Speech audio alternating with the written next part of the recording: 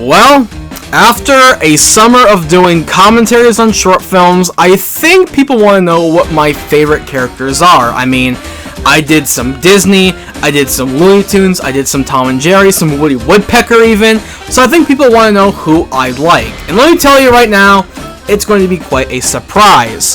So hello everyone, and welcome back to the Summer of Animation, the last video of the summer, and today we're counting down my top 10 favorite classic animated characters. Now what I mean by classic is that these characters they need to have some kind of relevancy in the golden age of animation, so the 30s up until the mid-60s. So I'm talking anything again from Disney, Warner Brothers, Universal, whatever it may be, as long as they had some type of cartoon appearance, even if it's one short or one movie, they are eligible for this list. So let's not waste any more time, let's jump into the Summer Animation's last video of the summer, my top 10 favorite classically animated characters. So let's jump on in.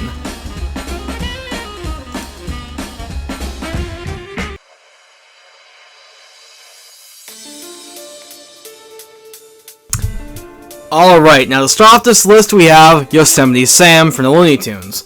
Now, this guy takes the cowboy archetype and flips it on its head, because usually, when you think of cowboys, you think they're cool, calm, collected, they're tall, muscular. Yosemite Sam is the exact opposite. He's a short little guy. If you look at the description, he's like 19 inches tall.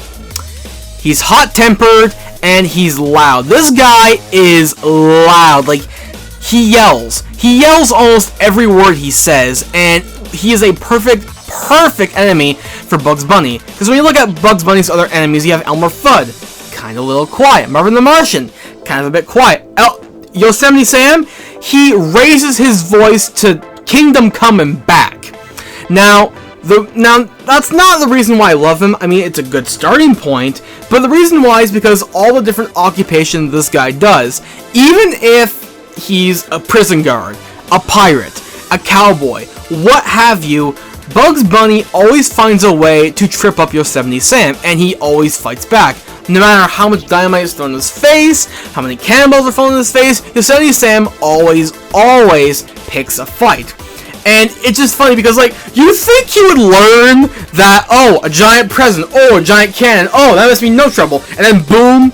But no, he's coming back for more, and keeps coming back for more and more and more stuff.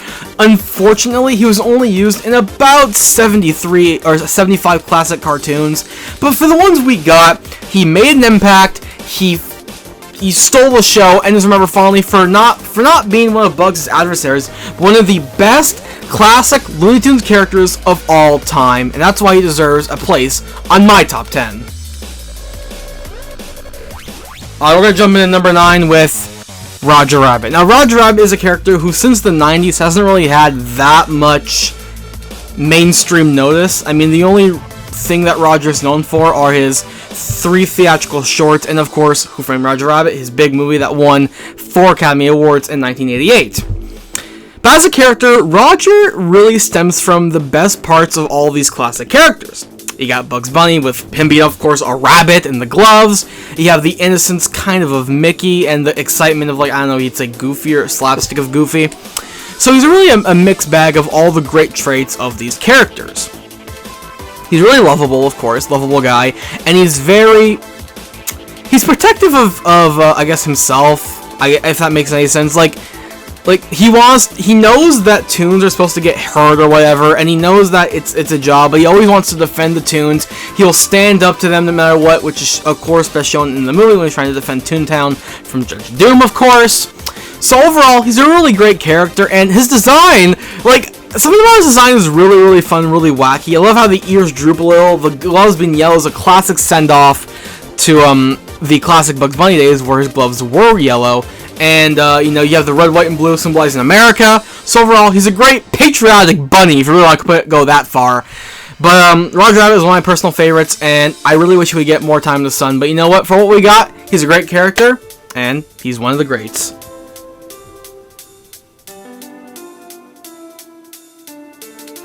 Alright, now for number 8, we're going real obscure. And I'm talking real obscure with Rocky and Bullwinkle. Now these guys have seen even less time in the sun than Roger Rabbit, because These guys, first off, they had their show in the 1950s, which was just a classic, you know, Saturday morning type animated show, and then they had their movie in 2003, which kind of bombed. Even though it might look up to be somewhat good now, it bombed at the box office. So Rocky and Bullwinkle have not been seen that often, but they're remembered for the right reasons. If you really go back to their old show, the animation wasn't really all that, because some studios back in that day, they had the animation, they had the writing and all that, but Rocky and Bullwinkle didn't really have the animation. Their animation, at times, was, like, it was stiff. It was so stiff. You know, they were obviously probably using less cells than Warner Brothers or Disney, so the animation wasn't really that fluent. But what they had in animation, and lacking animation, they had in the writing. The writing for this show was great. It had memorable jokes, jabs at the audience, they would break the fourth wall, and there would even be jokes for adults just as much as there were jokes for kids. So these guys really knew how to get out there. I mean, think of them as like the 50s Deadpool, but less raunchy, because they were taking jabs, they were breaking the fourth wall, and they were doing it in a very funny, satirical, and smart manner. Now, I wish these guys would be back. I wish they can't. I wish they have something like a little show, but they don't, which really sucks. But at least you have the classic cartoon to go ahead and watch, and the movie, which to this day, like I said, it did bomb, is still a very fun thing to go ahead and watch, because it's a very satirical and very fun thing to look at. It's great. So yeah, Rocky and Bullwinkle is number 8. I just wish I got more representation. So there you go, Rocky and Bullwinkle. At number 7, we have Pluto. Now, Pluto is probably the most interesting character on this list because, unlike all the other main Disney characters like Mickey or Donald, Pluto is a regular dog. He's not anthropomorphized in any way, he doesn't talk, he's just a regular dog. All 4 legs, doesn't talk at all. So his comedy is more, I suppose, dog-like and more situational, if you really want to put it that way, because if you go back to Pluto's like classic shorts, he's mainly either with Mickey Mouse doing something, or he's chasing something, like Minnie's cat, or most notably Chip and Dale.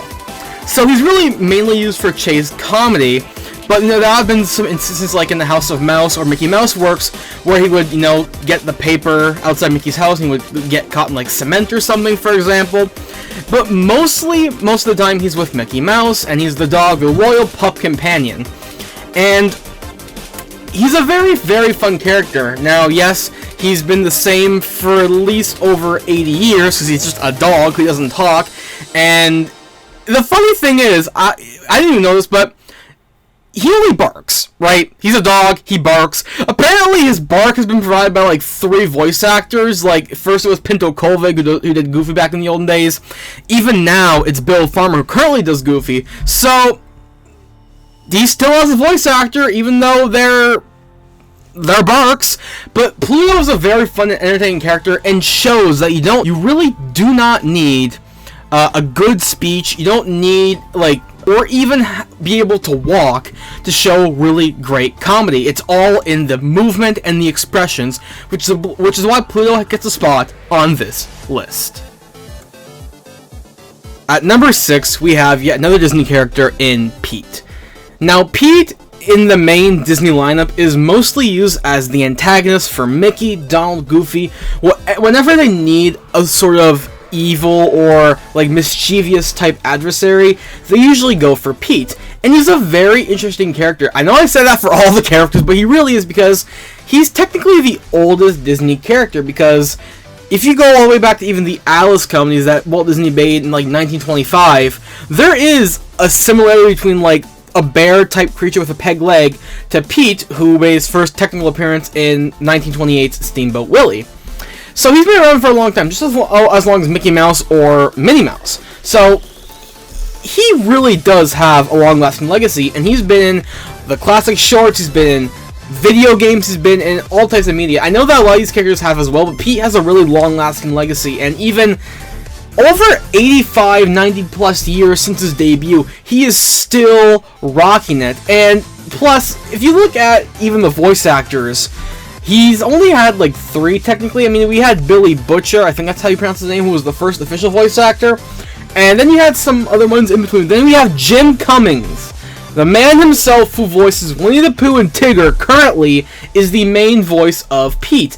And when I think of Pete, my first instinct is obviously to think of House of Mouse. Because House of Mouse was the first technical show where I saw Pete doing a sort of evil, mischievous role, because he was the House of Mouse landlord. Now, yes, he was in stuff like Mickey Mouse Clubhouse and even Kingdom Hearts, but House of Mouse was the very first thing that I saw him in, and it's the first thing I associate Pete with. Which, I mean, now it might be a bit different. I might think of, like, Mr. Mouse Has a Trip being one of my favorite Mickey Mouse shorts that has Pete as the antagonist, but Pete is always there, and I always think of him as a crazy, evil, little landlord-type guy who wants to overthrow Mickey and stuff like that. He's just a great character, and he really has a really great, giant presence, because, you know, he is a fat-type cat character, so of course he's bad. I don't know. Anyway, so Pete is on this list for those reasons, because he's a really great character, he's fun to watch, and he's a great villain when you really need one. So there you go, Pete.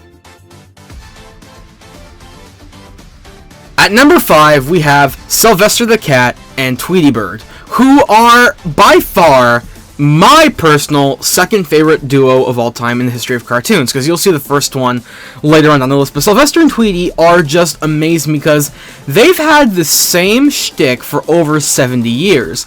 Cat wants to catch Bird, Bird never gets caught, hijinks ensue. It's such a classic prey versus predator type mentality, and it works so well. And yes, you might say that, oh, Roadrunner, Wile E. Coyote are better, oh, Tom and Jerry are better, but I feel like these ones are really well for multiple reasons. The first reason I want to add is that they mix it up so often, because usually if you go, for example, Tom and Jerry, now, sure, the environment might change, but it's the same classic shtick.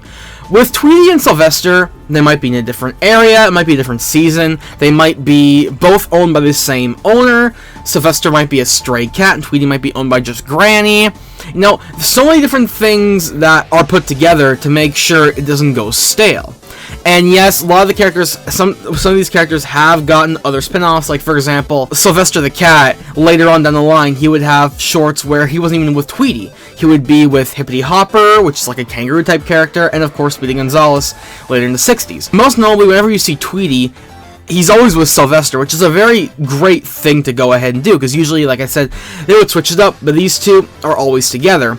And just the fact that Tweety mains the cat so hard, like Sylvester has been chopped in half, he's been burned, he's been mauled, he's done everything that you could be done to cause pain to someone, he's felt, and I'm like, Jesus Christ, like, I'm surprised this cat isn't dead, but I mean, yes, it's a cartoon, but it's crazy to think the amount of shit that Tweety has put Sylvester through. These guys are great, their cartoons are great, the voice acting is top notch here, and they're my second favorite duo of all time, and I don't see them going away anytime soon. So there you go, that's Sylvester and Tweety, the original Chase duo.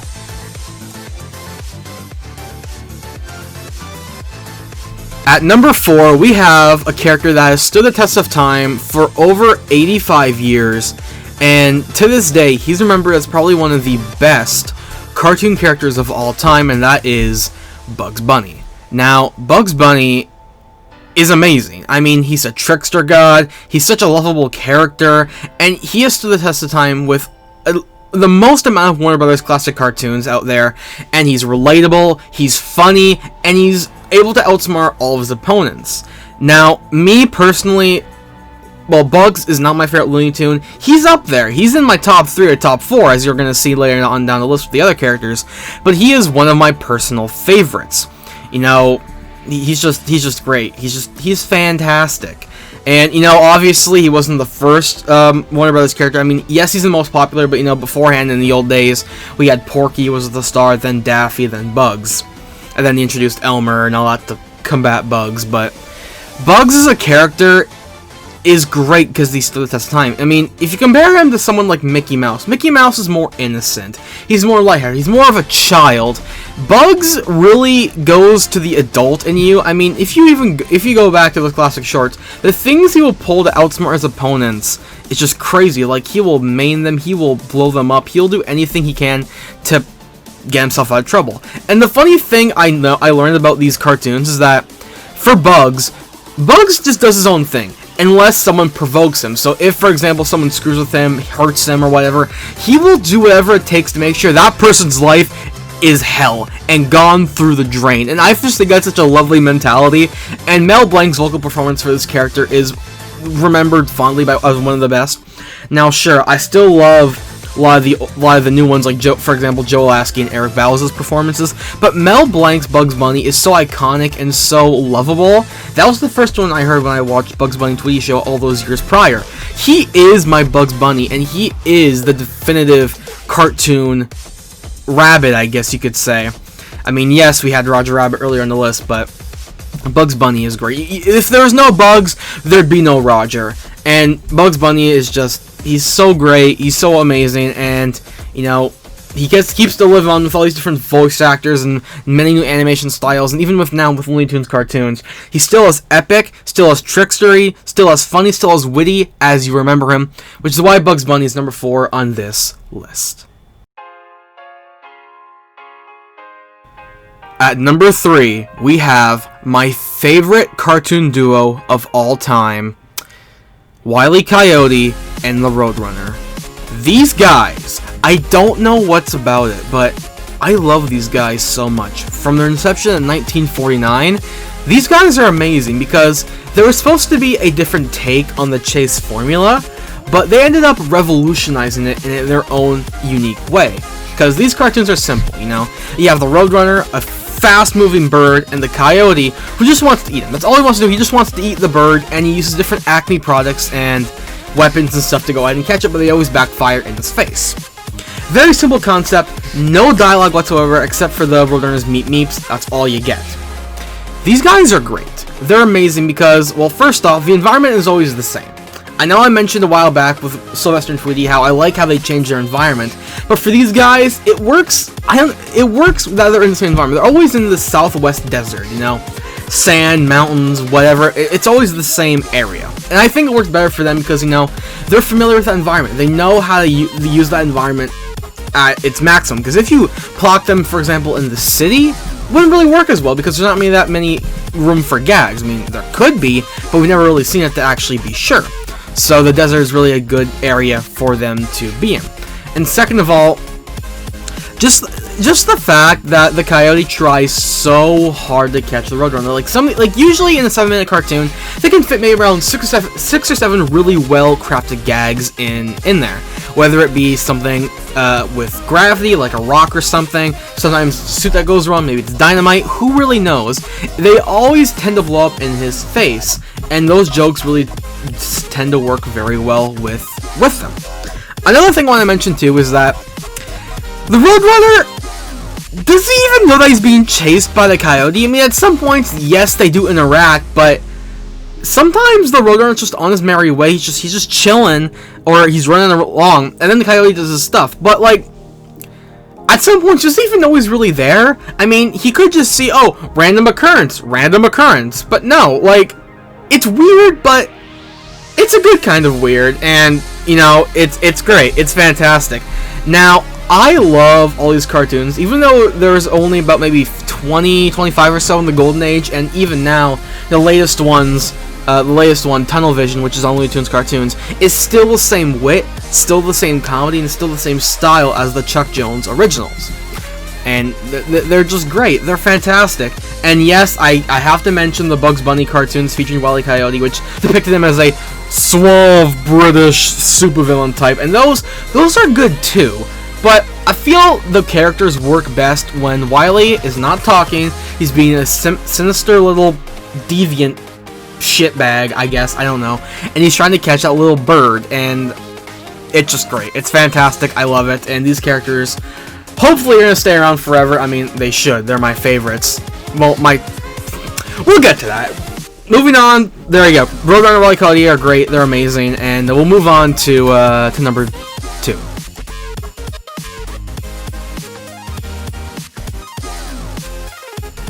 At number 2 on the list, we actually have a tie between 2 very well-known characters, and the thing is, I couldn't decide between these 2 because, you know, they're both loved a lot by me.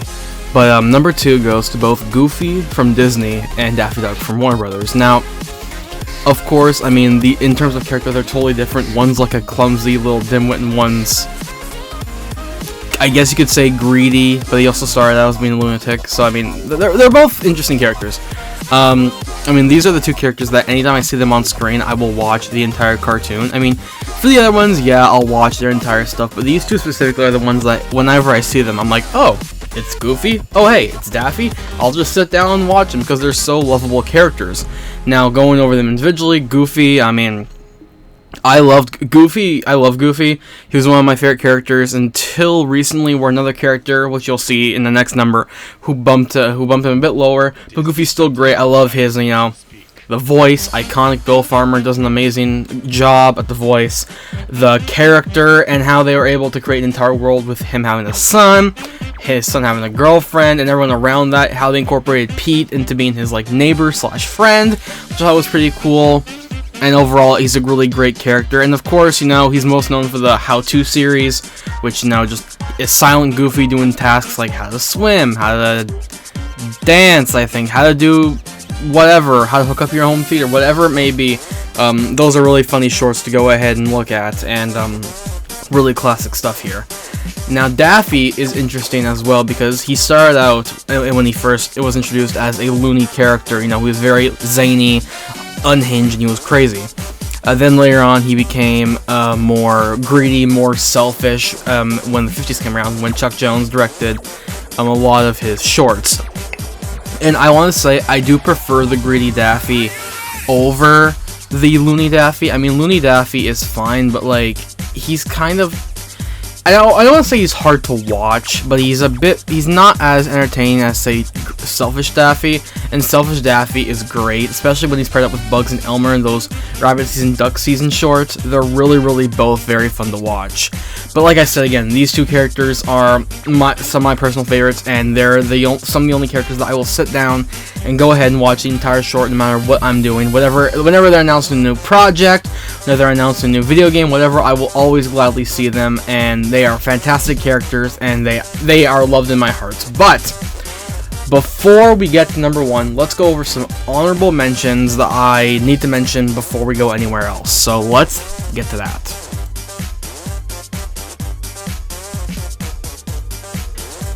Alright, so my honorable mentions, I don't really have too many, I only have 5, but they're characters that I really would like to put on the list, but I can't. If it was a top 15, I'd put these characters up as well, but it's top 10, so I'm going for that. So, honorable mentions, we have the Tasmanian Devil from Looney Tunes. I mean, great guy, zany, classic. He's one of the most popular ones, even though he only appeared in 5 classic shorts, but still a really cool guy. Scrooge McDuck, you know, great, greedy uncle, of Donald Duck, rich guy.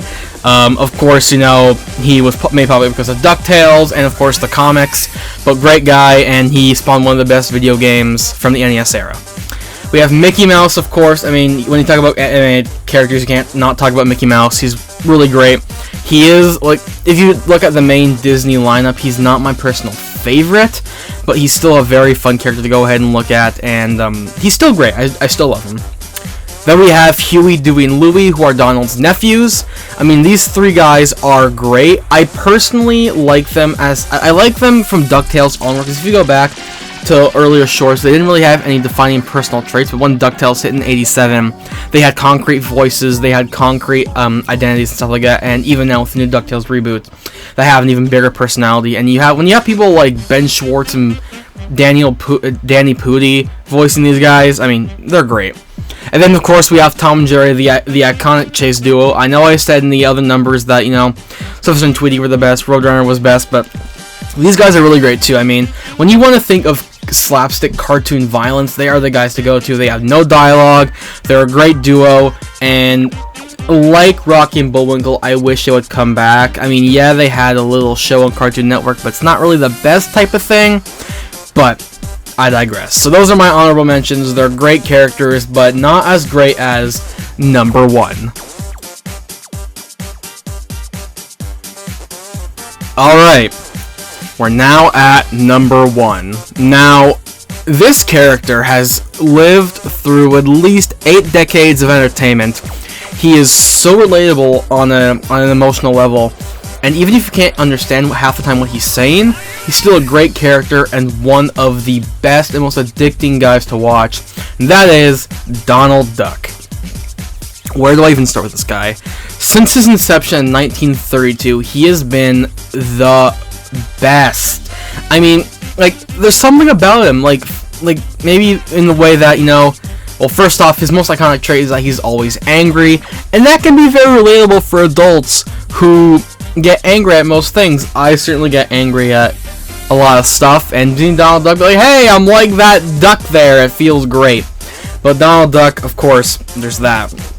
And because of him, we got introduced to this giant world of Duckburg with Scrooge McDuck, Huey, Dewey, and Louie, Daisy, Launchpad, Darkwing Duck. You had all these characters who were influenced because of Donald, and it's so great to see all these guys together. Even now, seeing Donald in the DuckTales reboot, still the same great character. And I can't not talk about Donald, not talk about his voice actors. Donald Duck is one of the only characters who's had only 2 official voices.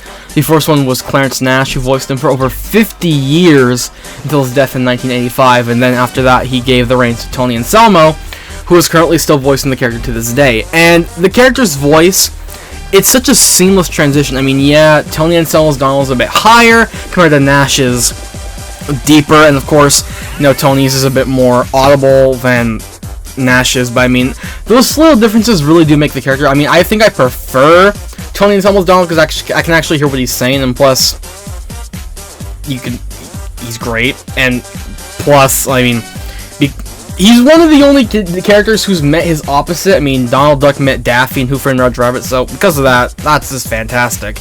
And I don't really know what to say because his greatness is already shown. I mean, he's been in tons of shorts, movies, video games. Kingdom Hearts, one of the best games, one of the best like action RPGs to come out. He plays a role as a healer.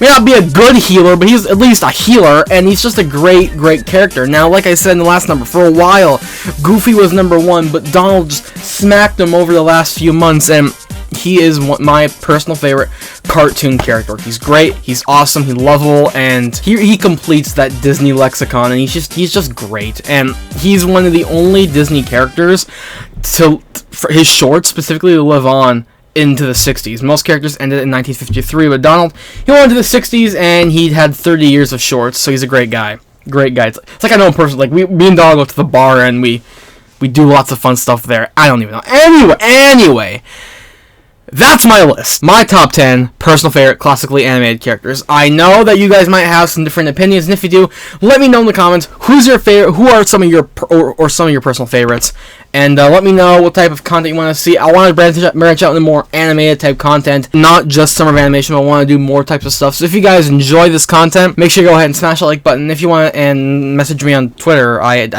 stuff can happen. I don't know. I'm going off script, so of course I'm going to fumble my words, but anyway, it's all good. With that, I'm going to get out. I'm slasherkz. Thank you very much for watching the entirety of summer animation, and I'll see you guys next time. So #slashers and see ya.